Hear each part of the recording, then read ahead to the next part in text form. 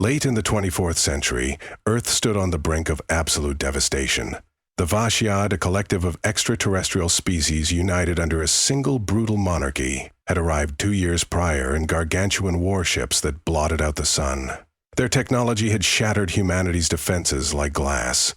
In spite of all that had been learned from centuries of interplanetary cooperation and progress, no alliance of human nations could repel this new, implacable enemy. The Vashyad sought dominion, but worse than that, they wanted Earth's resources, especially the planet's capacity to generate and store water, which was notoriously scarce in many other star systems. Water was a currency of survival, and our oceans were a treasury. The initial attempts at diplomacy led to mass bloodshed, and from that moment on, humanity cowered under the threat of annihilation. In the early days of the invasion, global communications networks crashed under Vashyad's sabotage. The internet we had taken for granted was reduced to scattered local servers in underground bunkers. Cities burned. Millions died from the first onslaught of orbital strikes on our major metropolitan areas.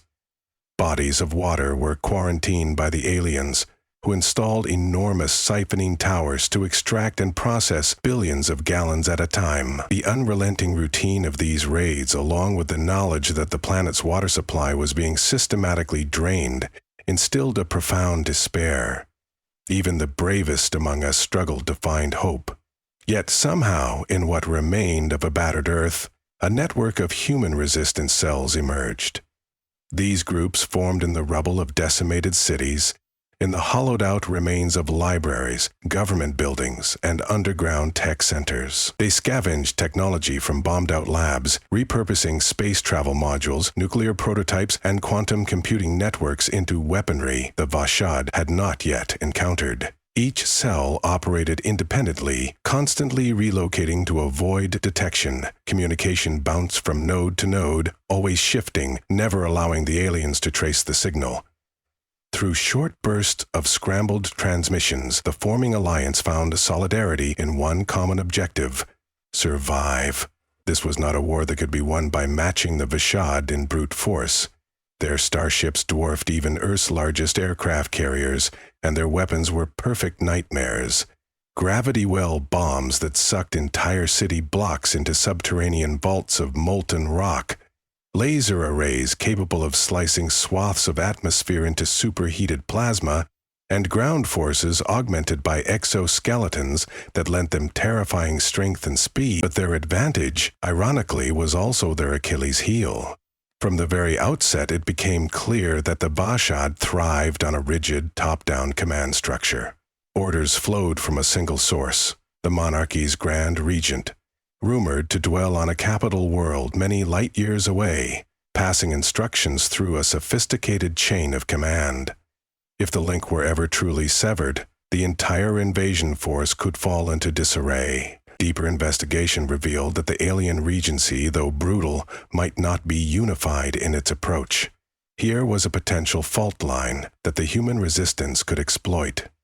Over time, intelligence agents noticed slight changes in Vashyad protocols. Entire fleets would pivot in their missions. Abrupt shifts in planetary security protocols would leave holes in their perimeter, and some ground regiments would almost freeze, awaiting contradictory commands from higher-ups. This disjointed behavior hinted at complex political rifts within the monarchy. It would require cunning to sharpen those rifts into mortal wounds. The resistance knew that to dismantle the Vashyad monarchy, Earth's forces would have to reach across the stars in a way that had never been attempted before. They would need to infiltrate the Vashyad's own communications network. It was a labyrinthine tapestry of quantum encryption, impossible to decipher with standard Earth technology. But as human scientists worked day and night in subterranean labs, they stumbled on a bizarre phenomenon. The quantum entanglement channels the Vashyad relied on appeared to degrade when introduced to specific frequencies of cosmic radiation that existed around Earth's magnetic poles. By combining this radiation with a newly developed quantum key generator, it was possible, at least in theory, to slip a Trojan-like pulse into the network that would scramble the monarchy's entire chain of command. Amid the broken streets of New Bombay, Colonel Preeti Rao led one such cell of scientists, soldiers, and cyber experts. She was a career officer in the Pan-Asian Aerospace Corps before the invasion, known for her methodical precision and unflinching leadership under fire. Her group had discovered an old orbital facility that served as part of a tethered space elevator project. While most of it lay in disrepair, remnants of the structure could still be pressed into service. The plan was dangerously simple, but it was the sole hope. Modify the station's archaic orbital laser arrays, retrofit them into projectors capable of broadcasting the specialized quantum key, then align them with Earth's magnetic field lines and send a message that would contaminate the entire Vashad command network. Everyone in Colonel Rao's cell knew the plan was as risky as it was uncertain. Transporting themselves and the required gear up the space elevator, now only partially operational, would be a task fraught with potential failure. Once aboard, they would have to hold off any Vashad boarding parties while calibrating an ancient piece of technology to do what it was never intended to do. If they managed to complete the broadcast before the aliens tore them apart, it might sow chaos within the invaders' hierarchy. And if they were successful, maybe the monarchy would lose the cohesion that made their war machine so effective. In a frost-ravaged portion of northern Canada, another cell, helmed by astrophysicist Dr. Nadia Calderon, made an important discovery. The planet's poles were generating cosmic radiation spikes that held the unique signature needed to degrade Vashad encryption systems. With earlier transmissions, they had managed to create momentary confusion among small alien squads, forcing them to question contradictory orders. But these local experiments were short-lived and small-scale. To enact the plan on a global or even interstellar scale, they had to harness a much stronger signal. Calderon's team realized that Earth's magnetosphere could be modulated. If they detonated precision nuclear devices in low orbit, in tandem with the signal pulses, it was a radical solution, one that could have horrifying consequences if miscalibrated. But with extinction waiting around the corner, every moral boundary was flexible. Survivors from across continents converged on these last vaults of hope. They traveled through irradiated wastelands, navigated seas churned into storms by the gravitational anomaly bombs, and braved alien patrols with advanced scanning technologies waiting to flush out any human movement. Many were captured or killed along the way, but still they came if they could, because rumors circulated of a final decisive mission. The dream that humanity might unite under a single purpose, one last stand that could tip the balance, galvanize the living, and gave meaning to despair. Colonel Rao's cell prepared relentlessly. They repaired the crumbling space elevator systems and tested the precarious cables that extended into the sky. Meanwhile, Dr. Calderon's group honed the nuclear pulses. Delays mounted. Small calibrations had to be triple-checked to avoid catastrophic misfires. Worst of all, the Vashad began to suspect something. Patrols grew more frequent around the old orbital facilities. Raider ships with insectoid silhouettes encircled the planet, scanning relentlessly for signs of large-scale human activity. Keeping the plan hidden required decoys and illusions. Entire squadrons of volunteer fighters made themselves targets, mounting small-scale attacks far from the actual operation to divert Vashad surveillance. As the fateful day approached, Colonel Rao herself led the first climb up the partially operational elevator. It was a harrowing ascent, between atmospheric storms, decaying structural integrity, and Vashad drones scanning the area. Every kilometer gained felt like a victory. Rao's team numbered only 40 souls, scientists, engineers, and soldiers. Each wore patched-together vacuum suits to protect them once they reached near-orbital altitude. Several people on the ground watched anxiously, monitoring every beep and code as the elevator crawled up its precarious track. One miscalculation, one detection by a passing alien patrol ship, and their entire plan would go up in plasma fire. Nevertheless, they reached the elevator station. Nestled in geostationary orbit, The battered structure looked like a skeletal ring around Earth. Once it had housed scientific labs, refueling ports, and tourist facilities. Now it was half flash-fused by alien weaponry, battered by micrometeoroids, and rendered bleak by the war.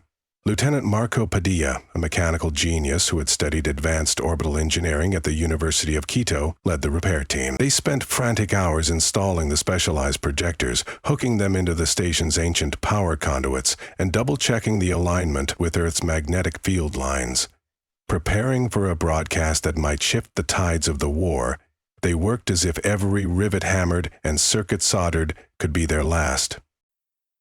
Meanwhile, Dr. Calderon's cell in Canada readied the companion piece of the puzzle. They had 7 nuclear warheads at their disposal, each scavenged from old arsenals or stolen from alien strongholds that seized them from Earth's militaries. Their yields varied, but combined, they provided enough explosive force to manipulate the magnetosphere. The mathematics of timed detonation and the synchronization of pulses with the station's projector was excruciatingly precise. Any misfire would mean the pulses would never align, leaving the Vashad unaffected and dooming humanity to retaliation from an alerted and furious enemy. Dr. Calderon's face bore the exhaustion of weeks without proper rest, her eyes ravaged by the toll of losing colleagues and friends to the war. Yet she soldiered on, single-minded in her quest. At last word came from Colonel Rao's orbiting station. They were in position, and the phased cosmic radiation broadcast was ready. On Earth, Dr. Calderon's team initiated the countdown for the nuclear triggers. All around the world, the scattered remnants of humanity braced themselves, huddled in underground bunkers, waiting for a sign that things might turn around. The sense of anticipation was electric, but laced with terror. The margin for error was razor-thin. In battered hovels, the old and the young alike prayed to any deity they believed in, or simply gazed at the star-filled sky, uncertain whether deliverance or utter destruction would come in the next few moments. When the countdown reached 0, the nuclear warheads detonated. Fireballs erupted high in the atmosphere, unleashing a dazzling aurora that danced across the night skies. For a moment, everything was silent. Even Vashad sensors seemed overwhelmed by the electromagnetic chaos. Then Colonel Rao gave the command to fire the station's projector array. Invisible waves arced across the magnetosphere, guided by the enhanced auroras. The effect was nearly instantaneous. On the planet's surface, alien troops halted mid-action, their exoskeleton suits seizing up. Patrol ships jerked unpredictably, their flight paths erratic, as if the pilots were caught in arguments with conflicting commands. High above Earth, enormous Vashad dreadnoughts spun in slow circles, seemingly unsure whether to continue siphoning the oceans or respond to an unseen call. Within minutes, a sense of organized chaos overtook the Vashad forces. Divisions of the alien army turned on each other, especially in contested territories. Some units were receiving orders from the monarchy to reinforce orbital stations, while others were being directed to retreat. The bigger the alien regiment, the more catastrophic the confusion. On one side of the planet, a ground assault was prematurely aborted, stranding half the Vashad troops behind enemy lines. On another, entire fleets battled one another in the sky, each believing it was following the rightful directive from the monarchy. As this spread, human resistance fighters took advantage. They emerged from hidden bunkers, rallying with the weapons they had cobbled together. For the first time, localized offensives to reclaim territories succeeded. In the Middle East, battered cities that had been under siege for months discovered that the alien artillery units no longer functioned in unison. Resistance cells broke through with small but decisive strikes, capturing or driving out the stunned Vashad. Across Europe and Asia, sabotage teams infiltrated alien garrisons, sabotaging equipment and capturing vital resources. Surprising gains in Africa allowed local militias to topple entire alien outposts that had previously been impregnable under normal conditions. During those chaotic hours, Colonel Rao's team in orbit watched the real-time readouts from Earth through shaky communications channels. Their hearts pounded with exhilaration. They could see, in bright electromagnetic waves, the manifold disruptions in Vashad signals. The monarchy's one solid chain of command was fracturing all at once. Lieutenant Padilla, battered by exhaustion, cheered at every new sign that large swaths of the alien horde were effectively neutralized by the broadcast. But now they faced another threat. The orbiting Vashad ships were still heavily armed, and once their confusion cleared, they would likely destroy the station. The only question was how long the station's jury-rigged broadcast array could continue flooding the network with contradictory instructions. The station's structural integrity was already compromised by the nuclear pulse waves that reverberated through low orbit. Alarms blared as microfissures appeared in critical compartments, venting oxygen. Colonel Rao ordered half her crew to begin evacuations using emergency shuttles cobbled together from the station's remnants. She and a handful of essential operators would remain behind to keep the system stable. The plan was always suicidal in nature, and she was prepared for that sacrifice. One by one, the small pods launched, carrying personnel who would be vital to sustaining Earth's last chance at a future. Each departure placed further strain on the battered station, and with each launch, orbit destabilized a little more. On the surface, a rift opened among the Vashad leadership. Although reliant on the monarchy, there were factions that had grown resentful of the Grand Regent's iron grip. Pulled in conflicting directions, some alien commanders prepared their own nuclear-scale weapons, desperate to wipe out the human threat entirely. But the monarchy's communications had grown inconsistent, leaving them uncertain if they possessed the authority to take such drastic action. Amid this hesitation, newly emboldened human forces targeted the siphoning towers that had been draining Earth's oceans. Coordinated strikes from liberated jet fighter squadrons hammered the towers, many of which were left undefended in the confusion. As tower after tower collapsed, enormous waves of water surged back into the environment, signifying a small but deeply symbolic triumph for humanity's servant monarchy. Sensing an emergency, recalibrated. From across space, a massive command carrier arrived in Earth's orbit, dwarfing the existing dreadnoughts. It bristled with weaponry and exuded a formidable aura of unstoppable might.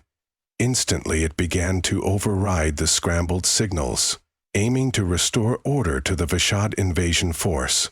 The fragile advantage humanity had gained began to slip. As the monarchy's presence grew more direct, Colonel Real's team watched in dismay as the carrier's colossal antennas started broadcasting a counter-sequence that threatened to jam their Trojan wave. Real knew that if the monarchy successfully aligned that carrier's network with the rest of the invasion force, the momentary spark of hope would die. Earth would be powerless against the reformed onslaught. Desperate, she conferred with her remaining crew. Their station's systems were on the verge of total failure. Oxygen was critically low, and every readout indicated they would soon plummet into the upper atmosphere. But they had one last card to play. Within the station's repository was a prototype weapon, a relic from humanity's early experiments with antimatter bombs. Small yet incredibly destructive, it had remained dormant for fear of what it might unleash. Rao made the fateful decision to attempt a direct strike on the command carrier. If they could get the bomb aboard or near it, the resulting implosion might tear the vessel apart, ensuring that the monarchy's final lifeline would be severed. Rao deployed a skeleton crew of 4 volunteers. They packed the antimatter device into a simple cargo container, disguised with the scraps of Vashad technology they had salvaged. With the broadcast still ongoing, a lull in directed Vashad vigilance offered a narrow window of infiltration. They boarded a stolen Vashad shuttle that had docked at the station when the war first began. The pilot, a young but gifted aerospace mechanic named Ji Sung, pretending to be just another confused unit under the monarchy's fractured command network. They approached the command carrier, broadcasting the appropriate Vashad passcodes, which were still scrambled enough to delay the aliens' recognition of infiltration. The massive hull of the alien vessel was like a monstrous fortress, sporting rotating outer plating that repelled debris. Sheer size made the infiltration shuttle seem like an insect. Tiny docking ports blinked in uniform lines, each housing defense turrets capable of disintegrating approaching craft. Nerves taut, Ji-sung guided the shuttle to what appeared to be a supply entry point. The goal was to jettison the container with the antimatter bomb so it would be pulled into the carrier's internal loading bay. Then, a timed detonation would do the rest. Colonel Rao paced around the skeleton control room of the orbital station, fighting to maintain the Trojan wave. Her oxygen readouts were dangerously low. Lieutenant Padilla managed the array, sweating profusely in the failing life support. Meanwhile, from the ground, Dr. Caldranon improvised additional pulses to keep the Monarch from locking onto a single, stable frequency. The synergy was precarious. Every second felt like a minute, and every beep from the failing systems sounded like an alarm for impending doom. At last, Ji-sung transmitted that they had reached the command carrier's outer bay. Perfect timing remained crucial, because the Monarchy's suspicion grew by the second. Bashad operators aboard the carrier began to query the shuttle's presence, scanning its cargo. Ji-sung launched the cargo container into the docking bay, then immediately ejected the craft from the area. Alarms blared.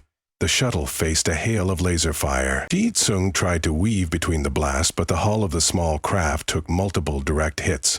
Flames licked around the cockpit. Shouting for the crew to brace themselves, Ji-sung bypassed one more docking ring in a last-ditch attempt to survive.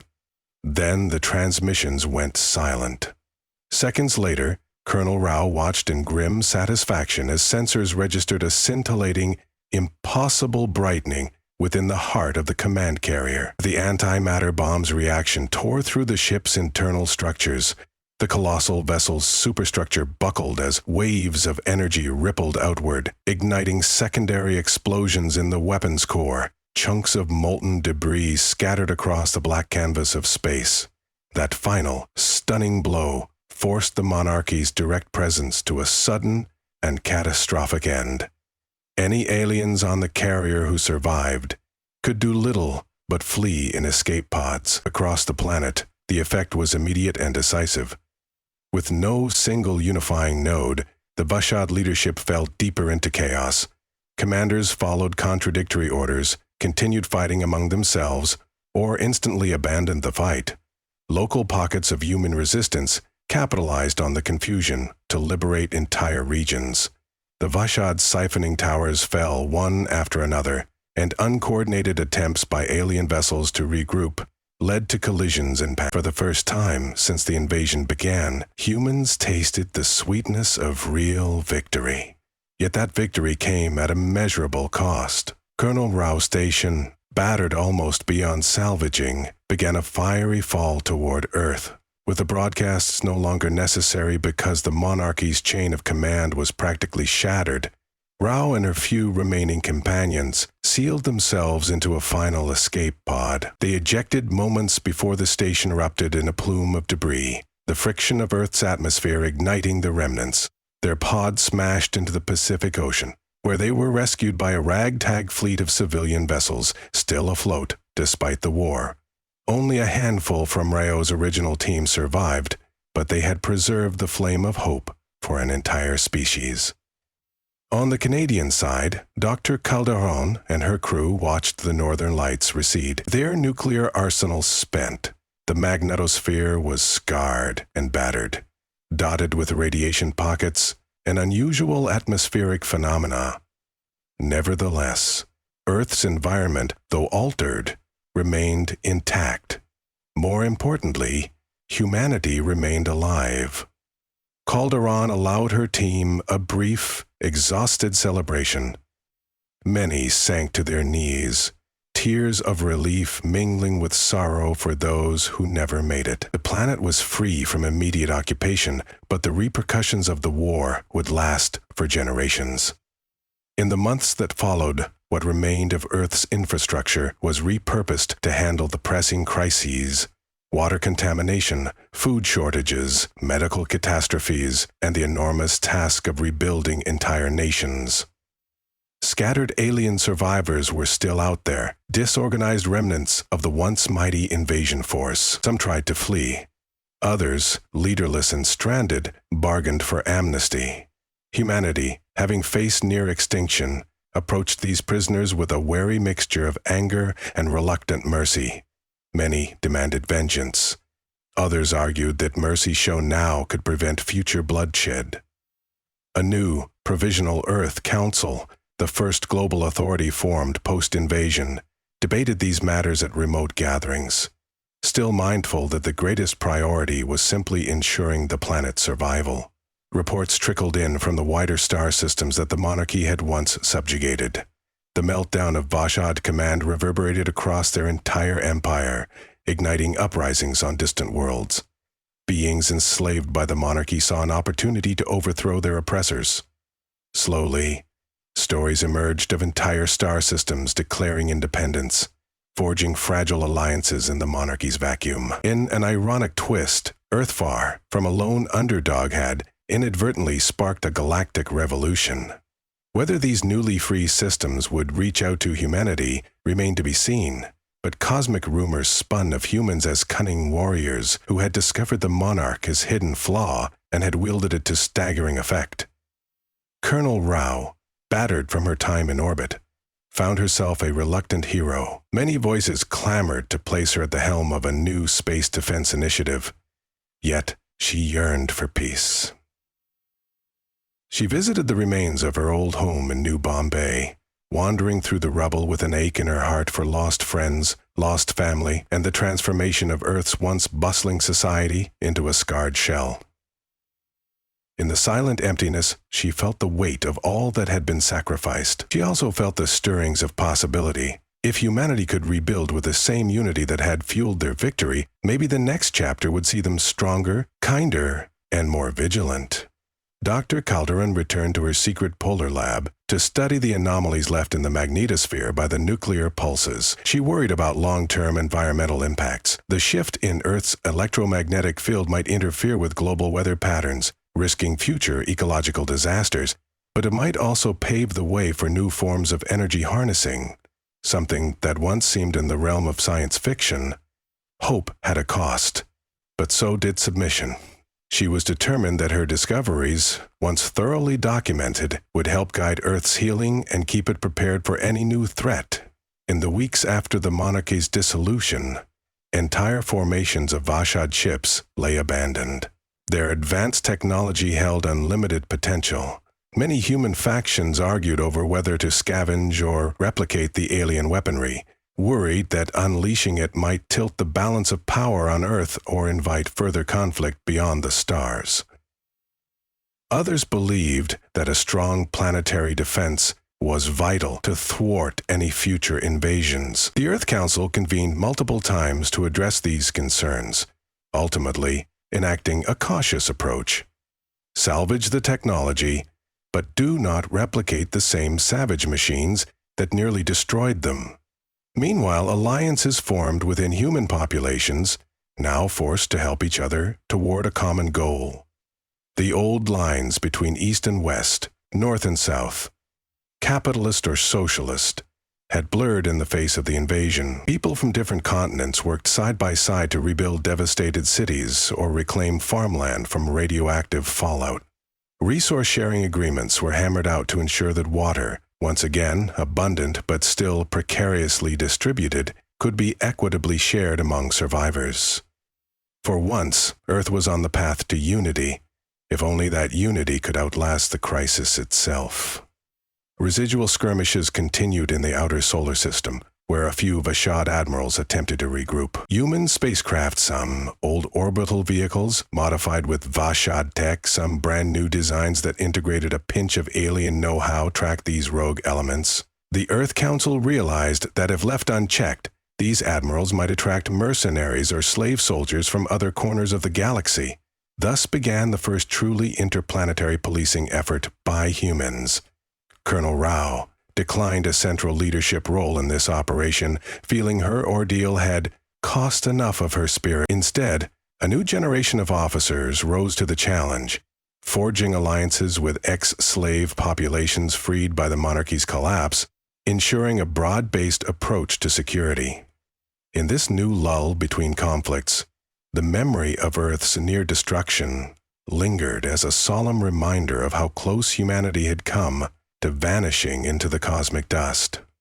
The staggering victory that had been snatched from despair was not simply the result of cunning alone. It had taken unwavering courage from every soul who dared to stand against the impossible. Deep in the hearts of all who survived, there lived the knowledge that vigilance must be eternal. For every unstoppable empire, there was some hidden flaw, some thread that, if pulled, might unravel the entire tapestry. The humans had found the Vashad's thread, tangled in their rigid hierarchy. They had yanked it with trembling hands, praying their gamble would pay off, and against all odds, it did. In time, a unique cultural renaissance took root. Surviving artists, writers, and philosophers created works that testified to both the horror of the invasion and the astonishing perseverance of the human spirit. Libraries rose from the ashes of old cultural centers, forging new national identities that transcended boundaries. Ash-mirrored murals depicted the final stand at the battered space elevator, while epic poems recounted the infiltration of the command carrier. School children learned quantum entanglement technologies, not simply as academic pursuits, but vital lessons in protecting their home. Some distant star systems sent cautious emissaries to Earth, curious to meet the species that had toppled a galaxy-spanning empire. These envoys arrived in small, unthreatening crafts, seeking trade or dialogue. Humanity, having learned bitter lessons of trust and betrayal, greeted them with practiced caution, but also a careful openness. There was no desire to replicate the monarch. Instead, people dared to dream of a future of alliances woven across the cosmos, alliances built not on brute force, but mutual respect, knowledge exchange, and the shared truth that tyranny could be broken. Still, the scars on Earth ran deep. Rare pockets of zealots called for purely isolationist policies, believing the planet should remain hidden from further alien entanglements. Others insisted that the best defense was offense, launching new expeditions to track down and preemptively disable any hostile forces. Infighting threatened the fragile progress, but each time disputes flared, memories of the invasion's darkest days pushed leaders to seek compromise. No one wanted to relive the horror of foreign ships blotting out the sun. Colonel Rao's hair turned gray as the reconstruction effort stretched into years. She was done with war, yet war refused to let her go entirely. The Earth Council repeatedly requested her wisdom, part of a historical narrative that had shaped the new era. Despite her reluctance, she offered guidance on how to maintain a balanced deterrent, harnessing technology without being consumed by it. Whenever discouragement set in and she considered disappearing into a quiet life, she remembered the faces of those who sacrificed themselves for the Plansun Jisung and the infiltration team, to the countless souls who gave their all on Earth's ravaged surface. Their memory became her compass, guiding her to keep Earth safe. And so Earth, though mighty caretakers of the knowledge gleaned from the Vashad, evolved in a deliberate, measured way. They built starships designed for exploration and defense, not conquest.